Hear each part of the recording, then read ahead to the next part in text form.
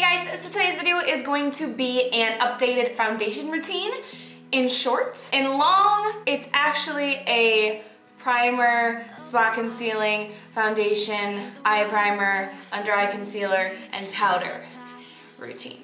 I'm basically showing you all of my base products. These are all of the things that I don't usually include in my tutorials because I do the exact same thing every single time. I'm basically just showing you the process of me applying all my liquid base products and then powdering it on top before I go in with bronzer, blush, highlight, lipstick, eye makeup, all of that good stuff. I do have cystic acne, which you would have seen in the thumbnail and you are about to see right now. So if you have problematic skin that you like to cover up, some people don't like to cover it up, that's to each their own. I like to cover mine. So if you have problematic skin that you like to cover up as well, this routine will be perfect for you. Most of these products are drugstore with the exception of one. I think it's just one product that is high-end that I highly recommend. I absolutely love it. I will talk more about that later in the video. The rest of the products are either drugstore or affordable. Not all of them you can get at the drugstore, but you can get them online for a drugstore price. So now that I'm done rambling, if you would like to see my updated foundation routine, then let's go ahead and get started.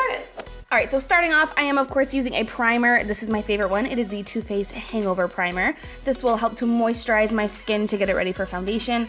It will also help provide a sort of barrier between the foundation and my actual skin so that I don't have to go straight in with the foundation on my skin because that can clog pores, etc., etc. Now I'm going in with another primer, but this one is more to fill in your pores. So I'm just going in with this on the area where I have larger pores. I do prefer the Makeup Forever Pore Filling Primer, but that one is expensive.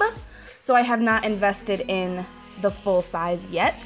So this is the Maybelline Baby Skin Instant Pore Eraser. Now to spot conceal, I'm using the Wet n Wild Coverall Stick Concealer. This is in the lightest shade, I believe it's called Fair. This stuff is super cheap and it doesn't cover as well as some of the other stick concealers that I've tried, but it does get the job done for a very affordable price. So I'm just placing this everywhere I have blemishes, redness, things I want to cover up. Now for the most important part, my foundation. This is my all-time favorite foundation. It is the L'Oreal Infallible Pro Matte. I use the shade 102. But it is too dark for me, so I mix it in with the Manic Dream Tone Foundation in the shade Virgin. Now, I know what you're thinking. If you use 102, but it's too dark for you, why don't you just use 101? 101 is my color, but it's too pink for me, so it looks like it doesn't match. 102 is too dark for me, but it has the correct sort of neutrally borderline warm undertone, but it's too dark. That's why I mix it in with a lighter foundation. I love this foundation because it is super duper full coverage, and this foundation is also ridiculously long wearing as long as I pair it with a primer and a setting spray. I am applying this with a damp Real Techniques Miracle Complexion sponge. I prefer this method to a foundation brush because it doesn't give me streakiness, which I can get with a brush. Chemicals collide. Hold tight, hold tight, hold tight. Now to prime my eyelids, I am using a product that came in my freelance kit from school. So this product isn't necessarily available for you to buy, but I believe it's very similar to a MAC paint pot or an e.l.f. smudge pot or a Maybelline color tattoo, something similar like that. I like to use an eye primer with a color to it, with coverage to it, because it works better in my opinion and it can cover up all those veins and discoloration on my lids. This shade is too dark for me and I will show you how I lighten it up later. But for now, I'm going in with my under eye concealer. This is the Maybelline Fit Me in the shade 15 Fair. Once again, I like to use a highlighter underneath my eyes that is brighter, so this shade is too dark for me. So once again, I will show you how I lighten that.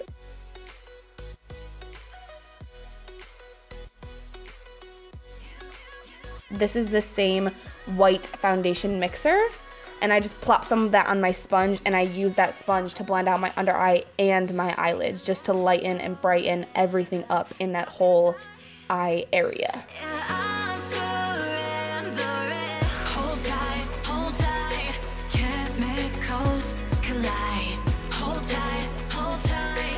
Now I'm going to go ahead and powder my under eye and my eyelids. This is the RCMA No Color Powder. This is super cheap and you get a ridiculous amount of product. You get 3 ounces in this little jar here. And so I'm just using this to set my under eye as well as my eyelid. I set my under eye so that my under eyes won't crease, and I set my eyelids so that way eyeshadow will blend nicely on top of it, because if you go in with an eye primer and you don't set it, you can start to blend those shades on your eyelid, and those shades can start to skip or skid across the eyelid if you don't set it. I'm also using that same powder to set the rest of my face. This step can vary from person to person based on your skin type. I have oily skin, so I do like to set my whole face with powder. Some people prefer to only set their under eyes because they have drier skin.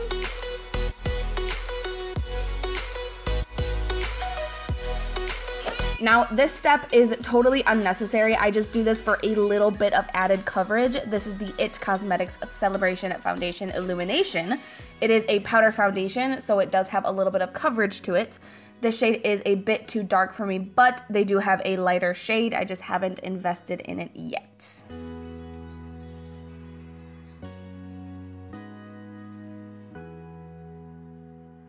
Now for my nose, I actually like to use my sponge to powder my nose because my nose is so stinking oily that if I use a brush half the time, it makes like marks in my foundation on my nose. It sort of gets streaky on my nose, so I just like to use my sponge. Feel the waves cut through me.